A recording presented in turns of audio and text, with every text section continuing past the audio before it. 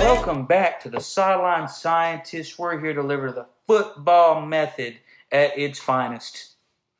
All right, guys. Today's topic is going to be the big trade of the free agency talks. No, not Antonio Brown. We're going to go Odell Beckham to the Browns. This was something that, 3 years ago we made this trade in Madden just because it was funny to me. What if Odell played on an 0-16 team? What would that mean? No, now it's actually happening. And that was also back in the time when they didn't have a quarterback that was worth anything. This is when Johnny Manziel, RG3, they were giving anybody who was anybody a shot. They were going to have a public event day just to try out for quarterback, But now they have Baker Mayfield. Freddie Kitchens is going to be their new coach. We'd like to see what he does there. They have Nick Chubb at running back. Now Kareem Hunt, even though he's facing a suspension. Jarvis Landry at receiver. I mean, what is it? What's their tight end's name? DJ Njoku or whatever? David Njoku. That's who it is. I mean, they've got a team built right now. They've got an offense that you build on Madden. Literally, that's what I would compare them to, an offense you build on Madden. See, the thing is, the better that they've gotten, Hugh Jackson came in and gave time to get some players in there, but he definitely was cannon fodder, I will say. The fact that they were able to pull off this trade, though, is masterful. And then, to think about it, I know he's suspended 8 games, Kareem Hunt as well. I'll take the 8-game suspension. Just to think about this, man. Last season, the defense was number 1 in takeaways, a top 5 defense last season. I know they just got rid of their number 1 tackler in Jamie Collins, but he wasn't getting coverage like you want most linebackers to be nowadays. You need fast linebackers. I can see that being a position for them to target. I'm not really sure what linebackers would be there in the second round. I'd have to go and look at that, but I can see that being a position to target. But to go back to their defense with 2 great pass rushers, because they made another trade with the Giants as well. That's right. So, Olivia Vernon. Yes. Now, this defense is definitely going to be top 5. Now that they got a rookie head coach in there and a second-year quarterback, Baker's in the kitchens. That is amazing. I need to get that on a T-shirt. Shannon Sharp said that on Undisputed the other day. Perfect. It's easy to think.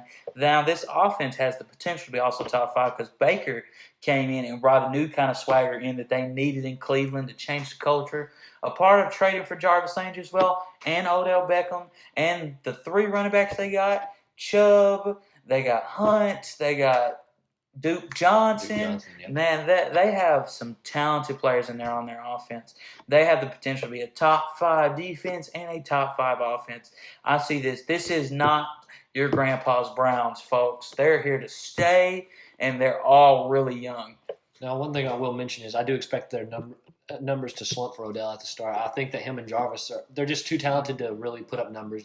We saw them playing the Pro Bowl together, and it was like, oh, what if these guys were on a team together? They put up these massive numbers. No, you can only throw the ball to one of them. I mean, even if we throw the ball 50 times a game, which they won't, relatively, I say that they could. You never know.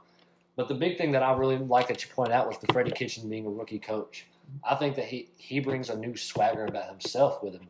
Now, another thing that you mentioned was the swagger about them. Jarvis Landry, was he proud of himself on the swagger? He knows he's good. Odell Beckham, swagger. He knows he's good. Even Baker Mayfield's got that swagger about himself. He knows he's good. They know they're good. They just got to put it to work now. I love the confidence they show, and I really hope it shows on the field. You know what? I think I woke up feeling dangerous, and I'm very, very bold to say this. The Browns will win their division and go to the conference title game next year.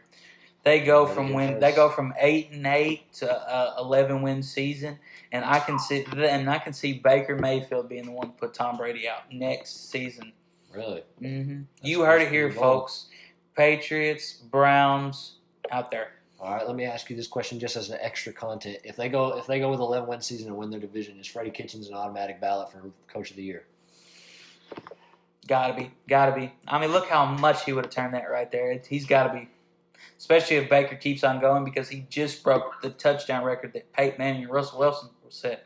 That's true. If he looks better than that, I do expect him to come down to earth a little bit.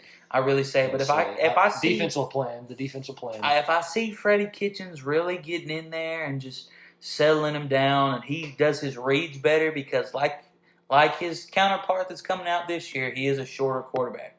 So I really want to see him progress through his reads better. Like Week 17 against the Ravens when he had 3 interceptions. I want to calm them down. You saw a lot of forced throws.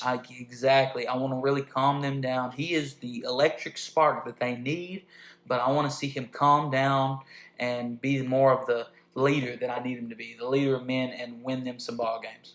We'll just have to wait and see. I believe the Browns are on a very good pace, though. Mm-hmm.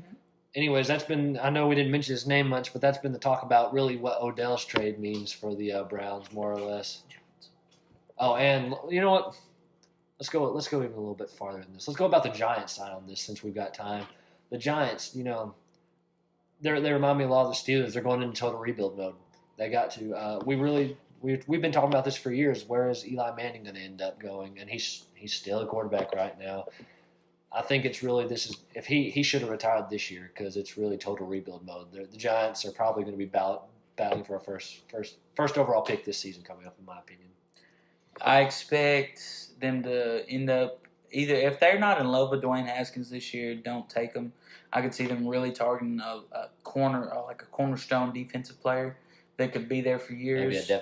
Maybe a Devin White. I could see that. Like Saquon Barkley is going to have a heck of a load on him this year. He's going to catch the ball 40-plus times. I really hope they don't hurt this kid this year because if they ever expect to be good in a few years, they need this kid because he's already one of the best running backs in the league. Top 5. Trading Odell completely lost a lot of folks in New York, I want to say. Because, listen, Eli ain't it no more. And if you look at it, Eli is probably the worst starting quarterback in the NFL. And it's not even bold to say that anymore. He's washed. He should have retired years ago. Now, even if you look at the stats, I've heard this time and time again. Before Odell got there, he led the league in interceptions.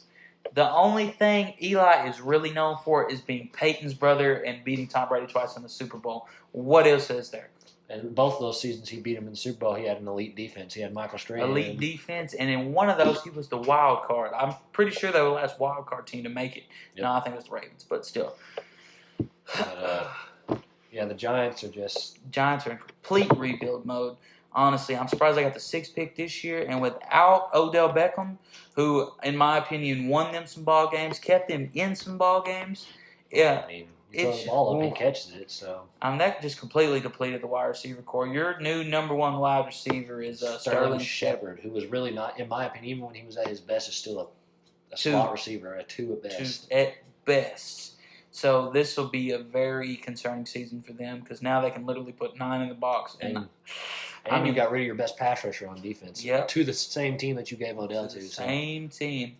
You are nowhere near even the Redskins, who have no idea what they're doing at quarterback. If you want me to go even farther, Landon Collins doesn't even play. I forgot about that. Landon Collins is no longer a Giant. Landon Collins is no longer a Giant. Now, he wasn't the greatest in pass coverage either, but he was the heart of that defense. He gave them some confidence on defense, at least. I cannot name you 10 players on the Giants if I wanted to. Yeah, it is that bad. I know David Gettleman came out and said they had a plan, but I do not see it. Unless they take Dwayne Haskins this year and set him behind Eli, I see them being on the fast track to the number 1 pick in Justin Herbert next year. That's what I expect. Justin Herbert and Tua Tagovailoa are going to go to the Dolphins and Giants in whatever order it ends up being. All right, guys, that's been how Odell affects both sides of the trade. As always, that's been the Sideline Scientist. We're going to sign out for now. Make sure you check in next time.